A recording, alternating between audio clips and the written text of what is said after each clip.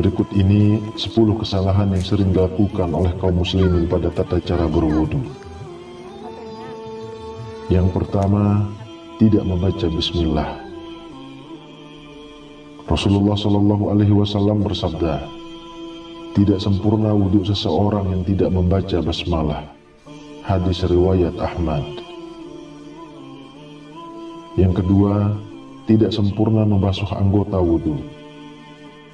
Tidak sempurna dalam membasuh anggota wudu dan mengakibatkan ada sebagian anggota wudu yang tidak terbasuh oleh air.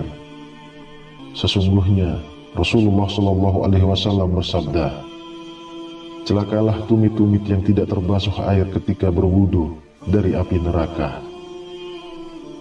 Dan dari Khalid bin Mi'dan, dari sebagian istri-istri Rasulullah SAW, sesungguhnya Rasulullah SAW melihat seorang laki-laki yang sholat, sedangkan di punggung kakinya terdapat bagian mengkilap karena tidak terbasuh oleh air wudu, seukuran uang dirham atau uang logam.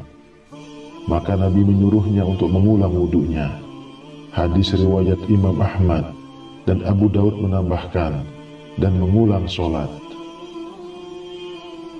Lalu yang ketiga, membasuh anggota wudu lebih dari 3 kali. Ini adalah was-was dari setan, karena Nabi SAW tidak pernah menambah cucian dalam wudu lebih dari 3 kali. Sebagaimana yang sabit dalam Sahih Al-Bukhari, bahwa Nabi SAW berwudu 3 kali.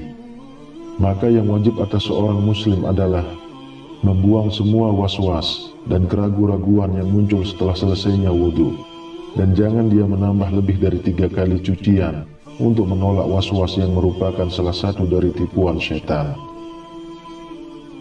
Yang keempat, boros dalam penggunaan air. Ini adalah terlarang berdasarkan firman Allah Subhanahu wa Ta'ala. Dan janganlah kalian berlebih-lebihan. Sesungguhnya Allah tidak menyukai orang-orang yang berlebih-lebihan. Quran Surah Al-An'am ayat 141 dan Al-A'raf ayat 31. Rasulullah pun bersabda tentang hal ini, janganlah kalian boros dalam penggunaan air.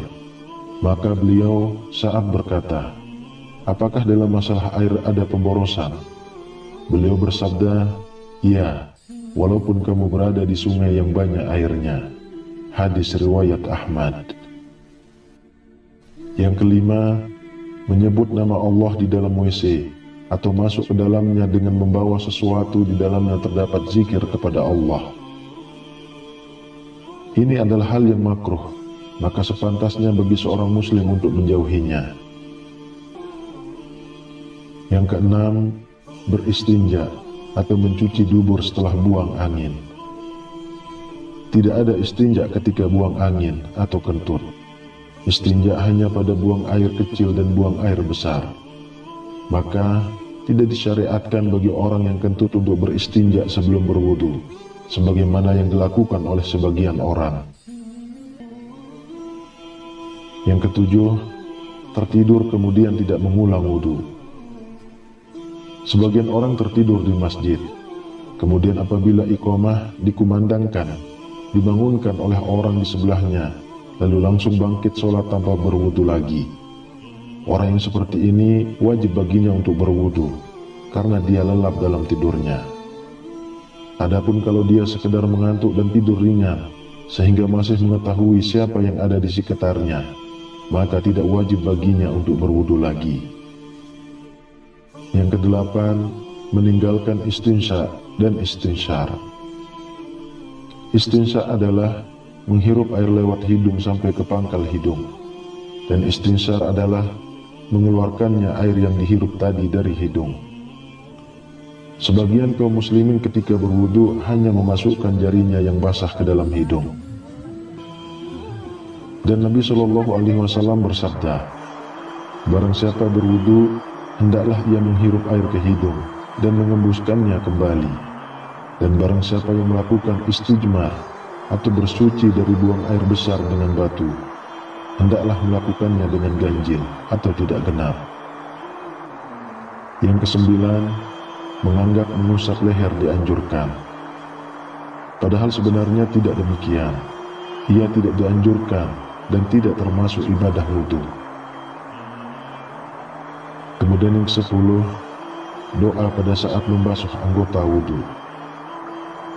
Imam An-Nawawi berkata, doa-doa ini, yakni doa-doa pada saat membasuh anggota wudu, tidak memiliki dasar. Dalam fatwa Lajnah Daimah nomor 2588 dikatakan, tidak ada doa dari Nabi SAW pada saat membasuh dan mengusap anggota wudu. Dan doa yang disebutkan dalam hal ini adalah bikinan orang tidak berdasar. Yang diketahui secara syar'i adalah basmalah di awal wudu, mengucap 2 kalimat syahadat di akhir wudu, ditambah dengan Ya Allah, jadikanlah aku termasuk orang-orang yang bertaubat, dan jadikanlah aku termasuk orang-orang yang bersuci. Wallahu a'lam bishawab.